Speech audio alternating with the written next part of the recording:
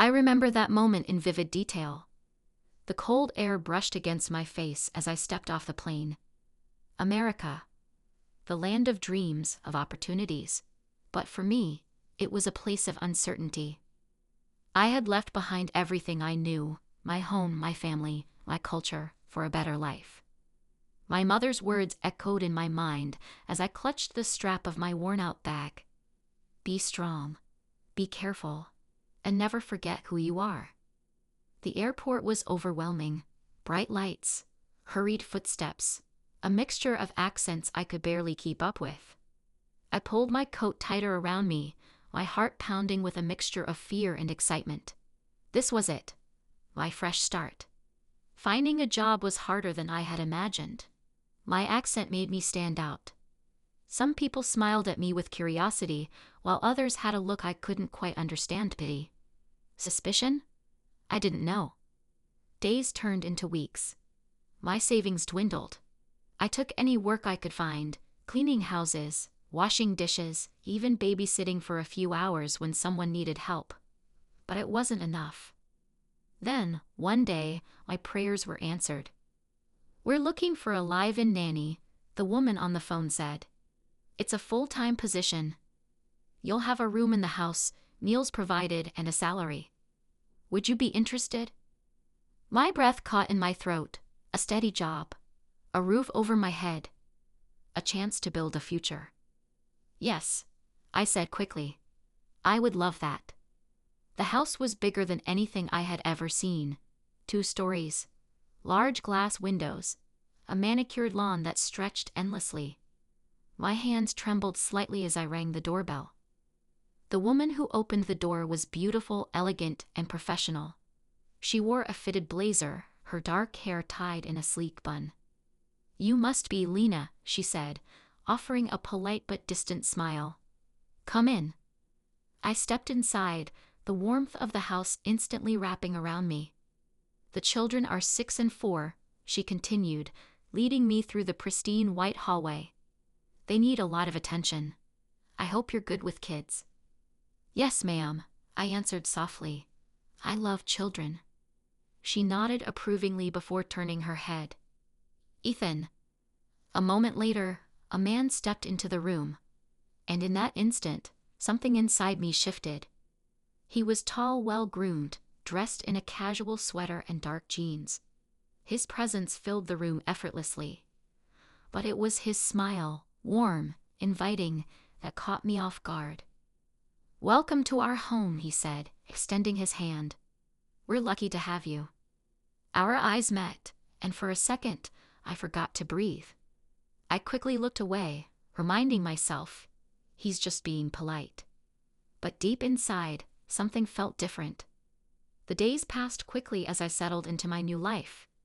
The children, Emily and Noah, were sweet and full of energy, always keeping me on my toes. My days were filled with laughter, spilled juice, bedtime stories, and the quiet hum of responsibility. The wife, Rachel, was rarely home. Her job kept her away for long hours, sometimes even overnight. She was a strong woman, independent and focused.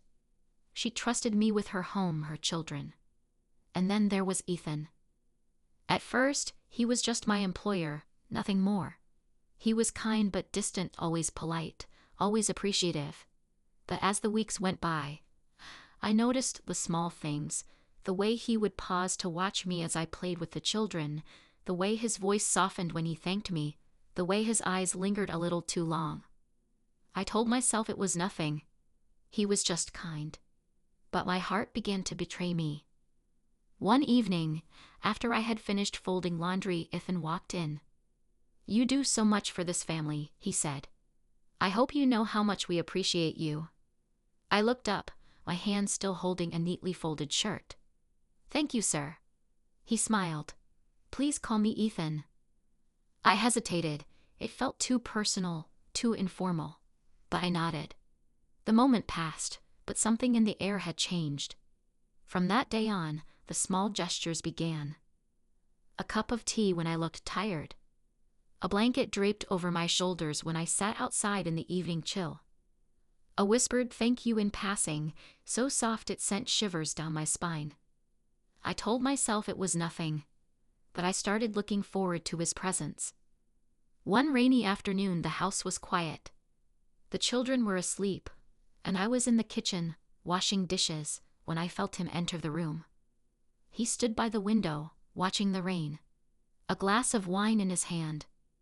"It's beautiful, isn't it?" he murmured. I turned slightly. "Yes, sir." He smiled. "You don't have to call me that." I swallowed, turning back to the dishes. "It's respectful." "Respectful, but distant," he said, his voice softer now. "You're not just a nanny, Lena. You're a part of this home." A long silence stretched between us. My heart pounded. Then, just as I turned to leave, he said, "Can we talk?"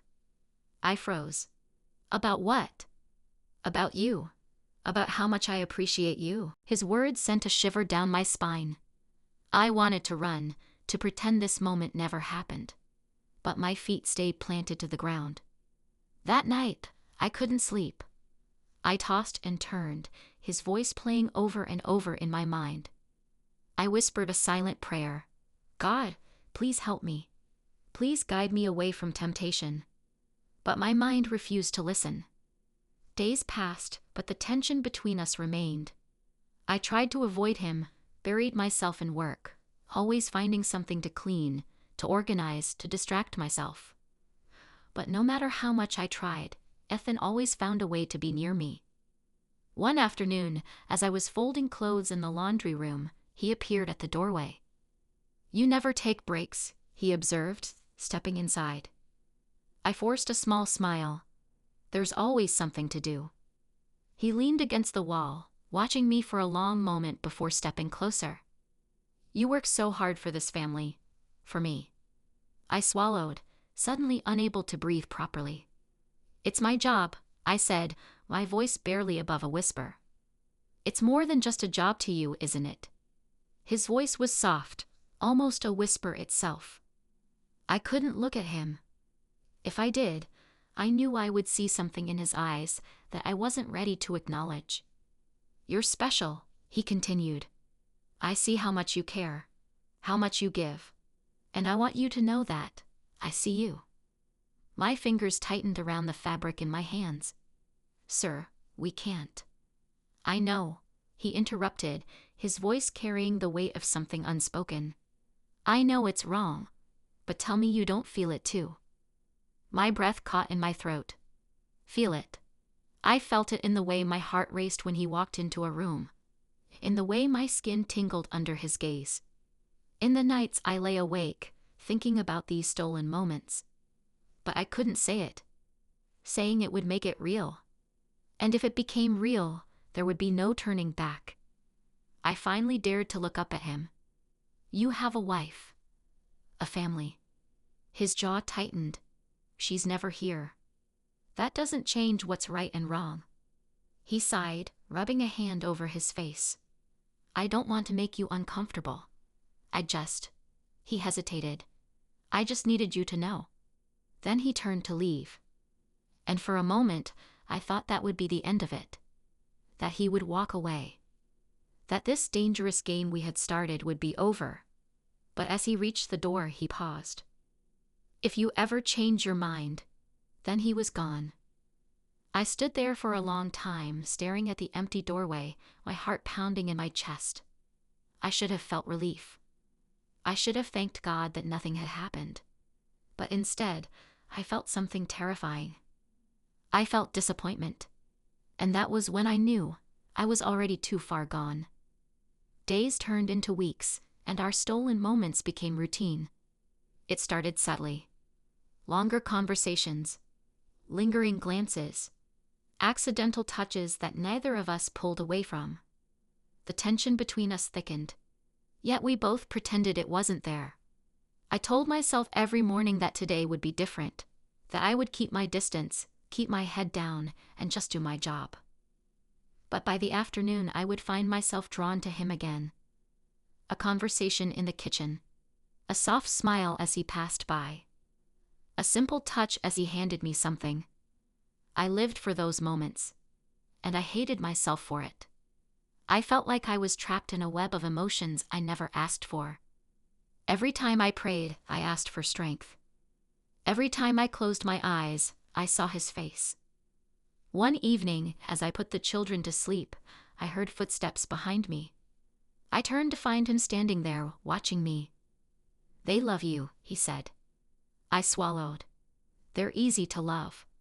His eyes softened. "So are you." I knew then that this was no longer just a game. This was something more. Something deeper. And it terrified me. The more time we spent together, the more I felt like I belonged in this house. Not as a worker, but as something more. One day, he brought home a small gift for me. A simple bracelet. Delicate. Beautiful. "Just a thank you," he said as he handed it to me. I hesitated before taking it. "I don't think." "Please," he interrupted. "You deserve it." I took it, and I felt my heart betray me again. He was changing me. I no longer saw him as my employer's husband. I saw him as someone I wanted. Someone who wanted me. I told myself I wasn't taking his wife's place. But deep down, I knew better. I started dressing differently. Wearing the colors he once mentioned he liked on me. I paid attention to his habits. Memorizing the way he liked his coffee. The way he ran his hand through his hair when he was tired. I was slipping into something dangerous. Something that didn't belong to me. But I didn't want to stop. And then it happened. One evening, after the children were asleep and the rain poured outside, he found me in the kitchen. He stood by the window, swirling a glass of wine, watching the droplets slide down the glass. "Do you drink?" he asked, his voice deep and inviting. I shook my head, feeling my heart race. "No." He placed the glass down and stepped closer. "Can we talk?" I should have walked away. I should have reminded him that he had a wife. A family. But I stayed. He reached out, touching my arm gently. "Tell me to stop, and I will." I opened my mouth, but no words came. His touch burned through my skin, igniting something I had fought so hard to suppress. And before I knew it, our lips met. It was slow at first. Hesitant. Then hunger took over. He lifted me, carrying me to the bedroom. His room. Their room. As his hands traced every inch of my body, I whispered my faith, my religion. But those words faded into the night. That night was the beginning of a storm neither of us could stop. It wasn't just one night. It wasn't just a mistake. It became our secret. Our routine. Mornings were filled with stolen glances. Afternoons with touches that lingered. And nights with passion that consumed us both. I lost myself in him. I craved his touch. His words. The way he made me feel like I was the only woman in the world. But every morning, guilt clawed at my heart. Every time his wife spoke to me. Every time she thanked me for taking care of her children. I felt like I was suffocating. I avoided her eyes. I avoided my own reflection. I avoided thinking about the truth. But the guilt wasn't enough to stop me. Not when he looked at me like I was the most important person in his world. One night, I woke up from a dream about him. My body burned with shame. My chest heavy with regret. I sat up in bed, pressing my hands against my face. "This has to stop," I whispered to myself. But the next morning, when I saw him, he only had to smile for my resolve to shatter. The more I tried to convince myself to stop, the deeper I sank.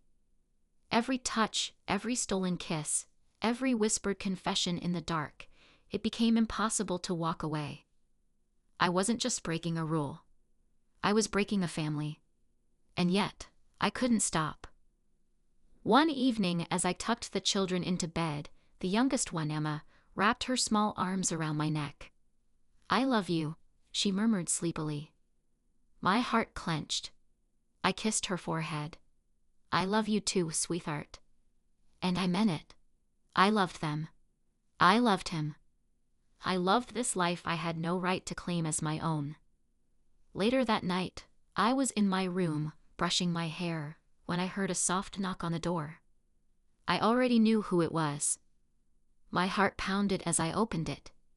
He stood there, his tie loosened, his eyes dark with longing. "Come with me," he whispered. I shouldn't have. But I did. He led me down the hall, past the sleeping children, past the room where his wife lay unaware of the betrayal happening right under her roof.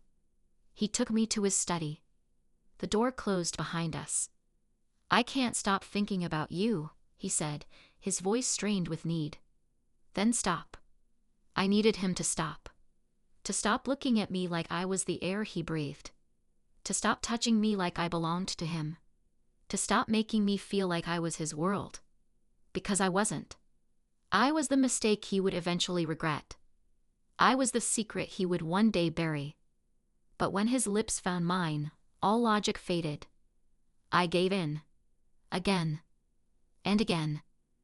Days passed, and the guilt became unbearable. But what shattered me wasn't guilt. It was her kindness. His wife. She was always so kind to me. So trusting. One afternoon she invited me to have tea with her. "You've been so good to us," she said, pouring me a cup. "I don't know what we'd do without you." I stared at the steaming liquid, my hands trembling. "You're like family to us." Family. A lump formed in my throat. I was sitting across from a woman whose life I was tearing apart. "Thank you," I whispered, my voice barely steady. She smiled warmly. "If you ever need anything, just tell me. I mean it." I excused myself soon after and ran to my room, pressing my hands against my face. I wanted to scream. To cry.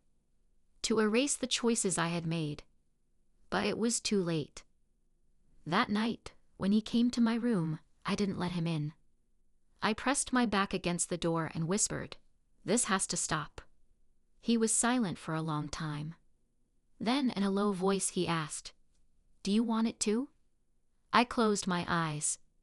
I should have said yes. I should have ended it. But the words refused to leave my lips. Instead, I whispered, "Please, go." I heard him sigh, then his footsteps faded. I collapsed onto the bed, hating myself. For my weakness. For my selfishness. For falling in love with someone I could never have. But deep down, I knew this wasn't over. Not yet. Not when my heart still belonged to him. Secrets have a way of slipping through the cracks, no matter how carefully you try to contain them. And the cracks were beginning to show. For weeks, I avoided him. I focused on the children, on my duties, on anything that could keep my mind away from the lingering heat of his touch. I thought if I distanced myself, the feelings would fade. But they didn't. If anything, they grew stronger. And so did his. One evening, I was in the kitchen cleaning up after dinner when I felt him before I saw him. His presence always sent shivers down my spine. "You're avoiding me," he said, his voice low. I kept my hands busy, scrubbing an already clean plate. "I'm not." A soft chuckle. "Liar." I closed my eyes, gripping the edge of the counter. This isn't right. And yet, he stepped closer, his warmth pressing against my back. "You can't deny how much you want me." I turned around, ready to push him away, but the moment I met his eyes, I knew. I was already losing the battle. Again. And he knew it too. That night, I lay in bed, staring at the ceiling, hating myself. Hating us. Hating how something so wrong could feel so painfully beautiful. But fate was cruel. And we were fools. Because someone had seen us. The next morning, as I walked down the hallway, I felt it. The shift. The tension. Whispers. Stares. The staff, the housekeepers, they knew something. I caught fragments of conversations as I passed. "Did you see them last night? I thought she was different. Poor Mrs. Kensington, she has no idea." My blood turned to ice. I kept my head down, my breath shaky as I reached the nursery. But the moment I stepped inside, my heart stopped. Because his wife was there, sitting by the window, waiting for me. She looked up, her expression unreadable. "Close the door," she said softly. My hands shook as I obeyed. The silence stretched between us, suffocating until finally, she sighed. "How long?" I swallowed hard. Please." Her voice broke. "Just tell me the truth." I wanted to lie. To deny it. To salvage whatever dignity I had left. But I couldn't. Because in her eyes I saw it. The pain. The betrayal. She already knew. And in that moment, I realized we had destroyed something that could never be repaired. I had rehearsed 1,000 lies in my mind, but none of them would save me now. She sat there, silent, waiting. Outside, the rain drummed against the window, a cruel reminder of the night that had sealed my fate. "How long?" she asked again, her voice softer this time, but no less sharp. I opened my mouth, but the words caught in my throat. Because what could I say? That it had been a mistake. That I had never meant for this to happen. That I had fallen in love with a man who was never mine to love. Her eyes glistened with something unreadable. Anger, sorrow, maybe both. "I trusted you," she whispered. And that hurt more than anything. More than the shame. More than the guilt. Because she had. She had welcomed me into her home, trusted me with her children, her life. And I had betrayed her in the worst way possible. I opened my mouth again, desperate to find words that would ease the pain I had caused. But there were none. "You should leave," she said finally. A lump formed in my throat. "I'm so sorry." She let out a shaky breath, looking past me. "You should leave before I make my husband choose." And that was it. The end of everything. Packing my bags that night felt surreal. Every piece of clothing, every little belonging, felt like a fragment of the life I had destroyed. As I zipped up my suitcase, a quiet knock sounded at the door. I knew who it was before I even turned around. "Don't go," he said. I squeezed my eyes shut. "I have to." "Stay." "I can't." "I love you," he whispered. Tears burned my eyes. "You don't belong to me," I choked out. He reached for me, his fingers brushing against mine. "I'll leave her, if that's what it takes." I ripped my hand away.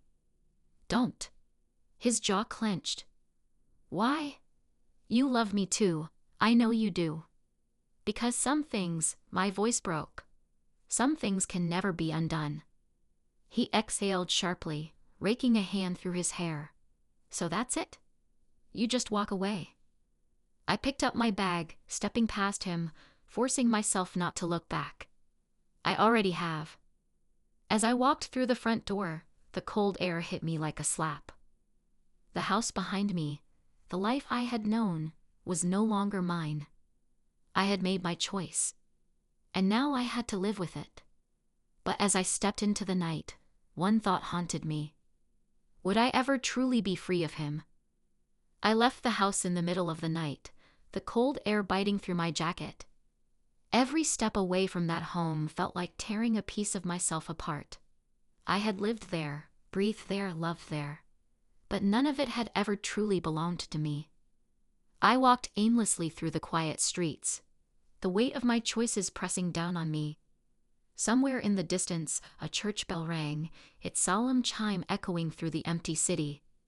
I had spent so many nights lying awake, whispering prayers for strength, for clarity. But now, standing under the dim glow of the streetlights, I felt emptier than ever. I should have felt relief. I had done the right thing. So, why did it feel like I had just lost everything? The bus station was nearly deserted when I arrived. I bought my ticket without hesitation, my hands trembling as I clutched it tightly. The bus wouldn't leave for another hour, giving me too much time to think, too much time to wonder. Would he come after me? Would he fight for me? Did I want him to? I shook the thought away. I had already made my choice. There was no turning back now. I sat on the cold metal bench, staring at the ticket in my hands, willing myself not to cry. But the tears came anyway, silent and unstoppable. I wasn't just leaving a job. I was leaving a love that had consumed me. A love that had never been mine to claim. A love that I had to bury before it destroyed me completely. Somewhere around 4 a.m., my phone vibrated. I didn't need to check to know who it was. But I did anyway. Him. Please, just talk to me. I exhaled sharply, squeezing my eyes shut. Another message came seconds later. I can't lose you like this. I almost replied. Almost? But instead, I turned off my phone. It was the only way to move forward. The bus pulled into the station, its headlights cutting through the early morning mist. I stood, my legs heavy, my heart heavier. With one final glance at the dark city behind me, I stepped onto the bus. And just like that, I was gone. The bus rumbled through the quiet streets, the city fading into the distance behind me. I pressed my forehead against the cool window, watching as the streetlights blurred into long golden streaks. I had left. I had done what was right. So why did it feel so wrong?